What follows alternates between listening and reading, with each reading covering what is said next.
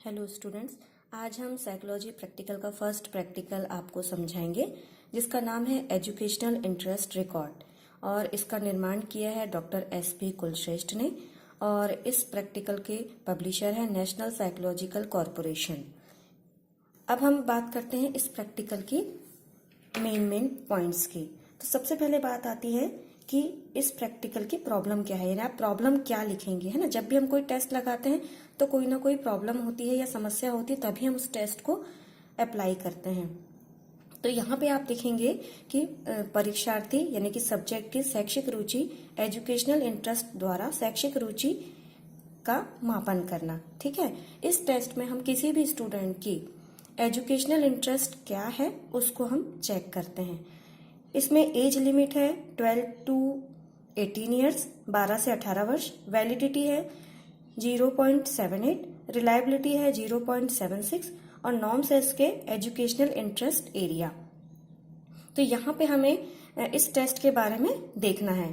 ठीक है, तो यहाँ आपको जैसे कि हमने पहले आपको सेंड किया था कि ये जो टेस्ट पेपर है इसको आपको स्टूडेंट से फिल कराना है। ठीक है, तो यहाँ पे हमने आपको एज लिमिट तो बता ही दी है सबसे पहले, और इसका टाइम भी हम आपको बता देते हैं। टाइम लिमिट है इसकी 7 से 10 मिनट्स। ठीक है, तो चलिए सबसे पहले हम एजुकेशनल इंटरेस्ट रिकॉर्ड के इस पेपर को देखते हैं। सबसे पहले आप यहाँ पे देखेंगे, नाम लिखेंगे, उसकी क्लास लिखेंगे।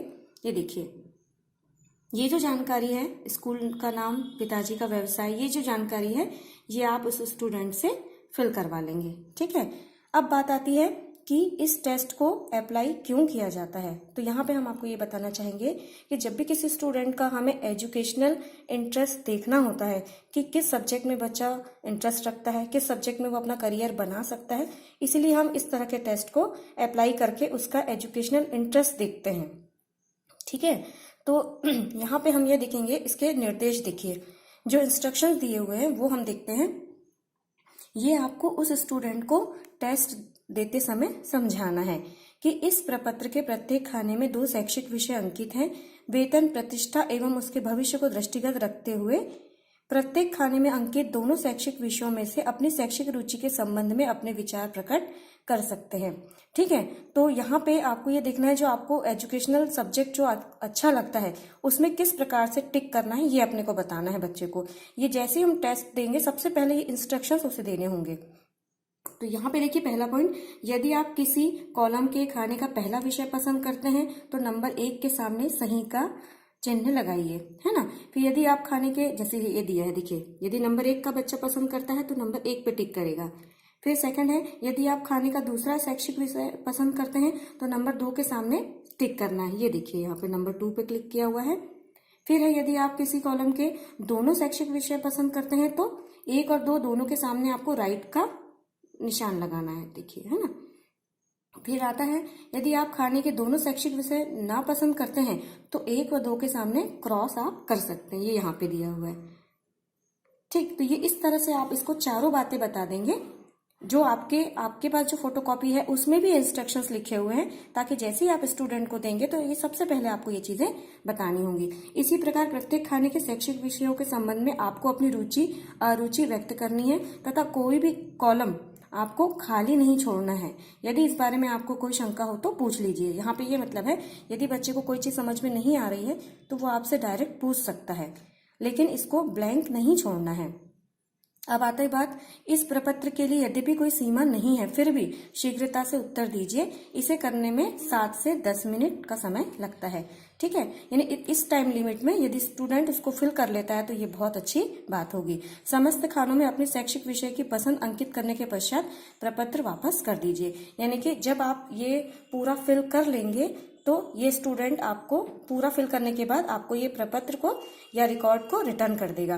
तो चलिए, अब अपन ये नियम तो बता दिए, अब अपन इसके बाद सेकंड पेज पे आते हैं। देखिए, सेकंड पेज का मतलब ये है कि इसमें पूरे ऐसे विषय दिए हुए हैं, जैसे कि एग्रीकल्चर दिया हुआ है, कॉमर्स दिया हुआ है, फाइन आर्ट दिया हुआ है, होम साइंस दिया हुआ है, ह्यूमैनिटीज दिया हुआ है, साइंस दिया हुआ है और टेक्नोलॉजी। जैसे कि मैंने आपको पहले मैनुअल में भी भेजा था, ये सारी चीजें ये देखिए इस तरह से, ये एग्रीकल्चर है, कॉमर्स, फाइन आर्ट, ये सारी चीजें हम आपको सेंड कर चुके हैं। यहाँ पे अपन ये भी देखेंगे, ये home science, humanities, science, technology. तो यानी कि ये 7 सब्जेक्ट्स हैं। इसमें हमें स्टूडेंट की एजुकेशनल इंटरेस्ट को क्या करना है, चेक करना है। देखिए यहाँ पे हर कॉलम में बकायदा नंबर दिए हुए हैं। जैसे अभी मैं आपको ये पूरा दिखाती हूँ, ये ऐसा है पूरा टेस्ट। अब देखिए जैसे यहाँ पे एग्रीकल्चर AG1 है, जैसे कॉलम बच्चा पूरा फिल करेगा, उसके बाद जब वो आपको रिटर्न करेगा तो उसके बाद आपको कैसे कैलकुलेशन करना है वो हम आपको बताते हैं। जैसे यहाँ दिया है AG1, ठीक है। AG1 में देखिए पशुपालन, फसल विज्ञान एवं फसल कृषि इंजीनियरिंग ये सब आएगा। तो ठीक है, AG1 का जो टोटल है आप देखिए एरो बना हुआ है, तो AG1 में बच्चा जितना भी टिक करेगा, जैसे मान लो उसने पशुपालन पे टिक किया तो वहां पे आप नंबर 1 देंगे, यदि कृषि इंजीनियरिंग में किया तो वहां पे नंबर 1 देंगे। इस तरह से आप क्या करेंगे, टोटल AG1 का जो टोटल है वो यहाँ पे नीचे लिखेंगे, ठीक है। अब बात आती है AG2 की, तो AG2 का टोटल आपको यहाँ क्या लिखना है, यहाँ लिखना है आपको। ये देखिए यहाँ AG2 लास्ट में आपको लिखना है, ठीक है। तो यहाँ पे जब भी बच्चा किसी भी चीज में टिक करेगा तो आपको 1 मार्क्स देना है, ठीक है।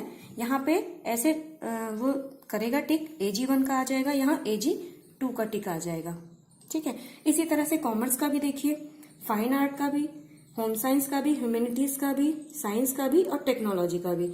इस तरह से जब वर्टिकल टोटल होगा तो वो पूरे 1 वाले कॉलम होंगे, और हॉरिजॉन्टल टोटल में क्या हो जाएगा, आपके सेकंड वाले कॉलम होंगे।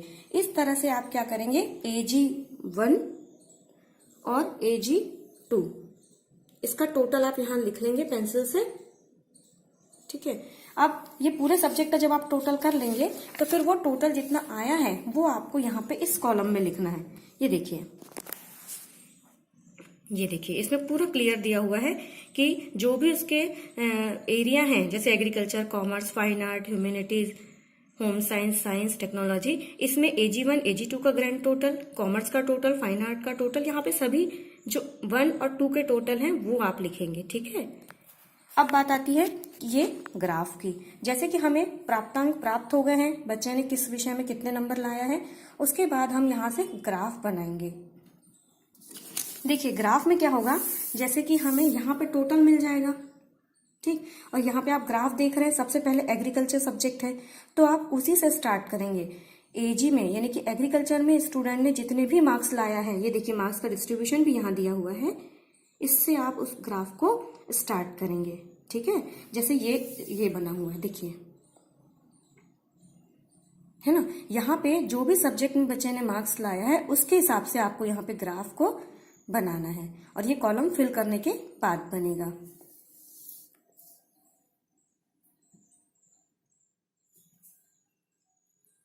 अब बात आती है विशिष्ट रुचि की या विशिष्ट रिपोर्ट की। तो विशिष्ट रिपोर्ट में आप देखिए यहाँ पे लिखा है उच्च रुचि क्षेत्र, औसत से अधिक रुचि क्षेत्र, औसत रुचि क्षेत्र, औसत से कम रुचि क्षेत्र और निम्न रुचि क्षेत्र। तो ये रिपोर्ट जो है हमको ग्राफ से ही डायरेक्ट मिल जाएगी, है ना। यहाँ पे हमें ये सब्जेक्ट के नाम लिखने हैं। जैसे एग्रीकल्चर में स्टूडेंट के कितने मार्क्स है, यदि हाईएस्ट मार्क्स है तो वो आ जाएगा उच्च रुचि क्षेत्र में। यहाँ पे जब आप ये ग्राफ बनाएंगे तो इसमें आपको समझ में आ जाएगा कि इस कॉलम में कौन कौन से सब्जेक्ट आ रहे हैं। हो सकता है कि एक कॉलम में 2 सब्जेक्ट भी आ सकते हैं, तो यहाँ पे आपको दोनों सब्जेक्ट के नाम लिखने होंगे, है ना। तो इससे हमें विशिष्ट रिपोर्ट प्राप्त हो जाएगी कि इस कॉलम में हमारे ग्राफ के अकॉर्डिंग कौन कौन से सब्जेक्ट आ रहे हैं, ठीक है। ये देखिए इस तरह से आपको ऐसे लिखना है।